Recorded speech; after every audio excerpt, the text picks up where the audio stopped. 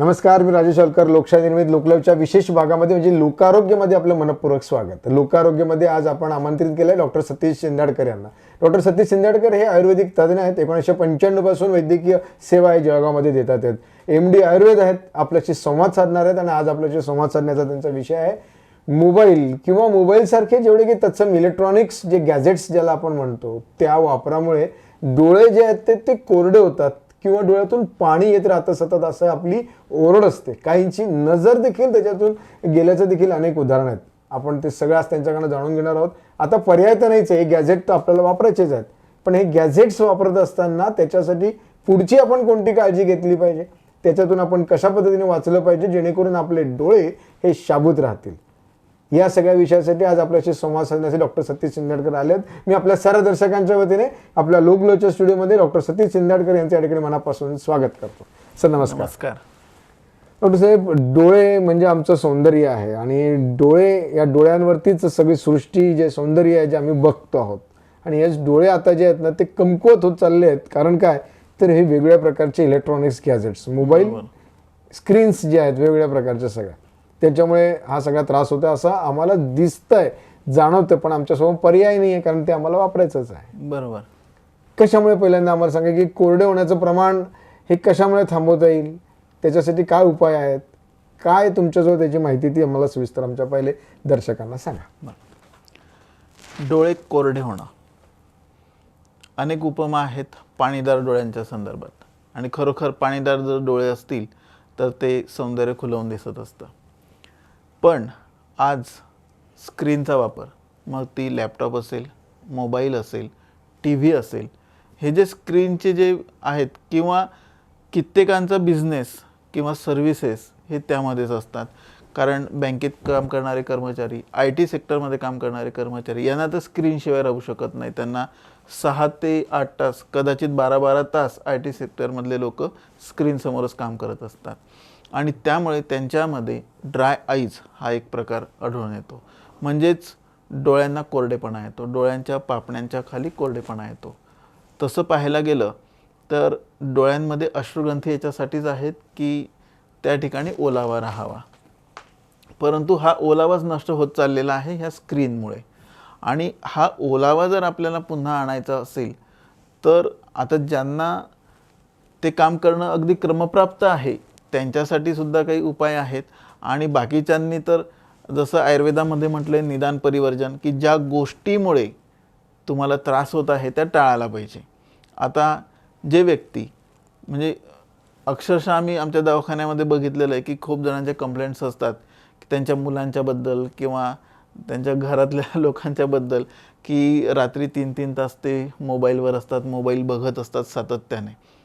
तर तसं पाहायला गेलं तर ज्यांचं स्क्रीनवर तेवढं काम नाही आहे त्यांनी दिवसभरात म्हणजे 24 तासापैकी जास्तीत जास्त 2 तास स्क्रीनवर असलं पाहिजे. मग ती तुमची मोबाईलची असेल, लॅपटॉपची असेल किंवा कुठली स्क्रीन असेल, 2 तासापेक्षा अधिक काळ स्क्रीनवर असू नये. आता ज्यांना स्क्रीनवर काम करायचंच आहे अशांसाठी घरच्या घरी जर उपाय आपण ठरवला तर तुपापासून काजळ हे पूर्वीपासून आपल्या घरामध्ये आपले आई आजी हे करतच होते, आणि तसं काजळ काढून काजळ लावायचं आहे. काजळ हे जे आहे हे फक्त स्त्रियांसाठी मुलींसाठीच नसून आपण सुद्धा, पुरुष सुद्धा हे काजळ लावू शकतो, कारण ज्यांना स्क्रीनवर काम करायचं आहे त्यांच्यासाठी तो एक चांगला उपाय पण आहे. अच्छा, म्हणजे तो काजळ जे आहे ते मात्र तुमच्या सांगण्यात असं एक आलं की ते आपण तयार केलं पाहिजे, आपणच घरी तयार करून ते लावायचं आहे. अच्छा, बाहेरून विकत आणलेलं काजळ नाही. अच्छा, ते त्या स्वरूपातलं नाही. भरपूर कंपन्या आहेत पण ते नाही. किंवा मग तुम्ही एखाद्या आयुर्वेद तज्ञ कोणी स्वतः बनवत असेल तर त्या पद्धतीचं तुम्ही घेऊ शकता. तुपाच्या वातीतून तयार झालेलं जी ज्योत असते, ज्या ज्योतीपासून तयार केलेलं काजळ हे आपण वापरलं पाहिजे. आता याच्याने ठीक आहे, आम्ही ड्रायनेस पण इजा देखील होऊ शकते का? हो, खूप जणांना मग प्रकाश सहन होत नाही, चुणचुणपणा जाणवतो, खाज येते, तिथले जे केस आहेत ते केस गळून जातात, असे भरपूर गोष्टी होतात. डोळे लाल होतात, प्रकाशाची संवेदना त्यांना सहन होत नाही, ह्या इतक्या गोष्टी आहेत. त्यामुळे स्क्रीन समोर ज्यांना कुठल्याही स्वरूपाचं त्यांचं त्या स्क्रीनवर अवलंबून नाही आहे, म्हणजे त्यांची उपजीविका ज्याच्यावर अवलंबून नाही त्यांनी तर 2 तासाच्या वर स्क्रीन बघू नये. बघू नये. ज्यांची कारण आवश्यकता आहे मोबाईलवर गेम खेळणं आहे हे काही गरजेचं नाहीये. आणि सातत्याने लोक टीव्ही बघतात, काही कारण नसताना वेगवेगळ्या प्रकारचे व्हिडिओज बघितले जातात. तर हे सगळं स्क्रीन समोर जे होणार आहे ते त्यांनी टाळलं पाहिजे. 2 तासापेक्षा 24 तासामध्ये 2 तासापेक्षा अधिक काळ स्क्रीनचा वापर करू नये. जसं खाण्याचं देखील काही पथ्य पाळावं लागतील का, की आम्हाला त्याच्यामुळे असा त्रास होऊ नये? खाण्याच्या पथ्या म्हणजे पथ्यच म्हणूया आपण याला. पथ्य म्हणजे काय की एक पथ म्हणजे मार्ग, की ह्या मार्गाने आपल्याला जायला पाहिजे. मग त्याच्यामध्ये शेवगा आहे, गाजर आहे, असे भरपूर जे काही गोष्टी आहेत की ज्या आपण सेवन केल्या पाहिजे. आणि मेन प्रामुख्याने लोणी तूप, घरी तयार केलेलं लोणी आणि दुधावरची साय, त्याचं दही लावणं, दहीपासून लोणी आणि लोणीचं तूप, म्हणजे हे आपण जर घरीच बनवलं, कारण आयुर्वेदाने जे तूप अपेक्षित आहे, आयुर्वेदाला जे सांगितलेलं आहे ते लोण्यापासून कढवलेलं तूप हे श्रेष्ठ सांगितलेलं आहे. कारण बाजारामध्ये मिळणारं तूप हे भरपूर वेळेला लोण्यापासूनच बनवलेलं असेल असं नाही. त्यामुळे लोण्यापासून जे तूप बनवलं जाईल ते तूप आपल्या आहारामध्ये असलं पाहिजे.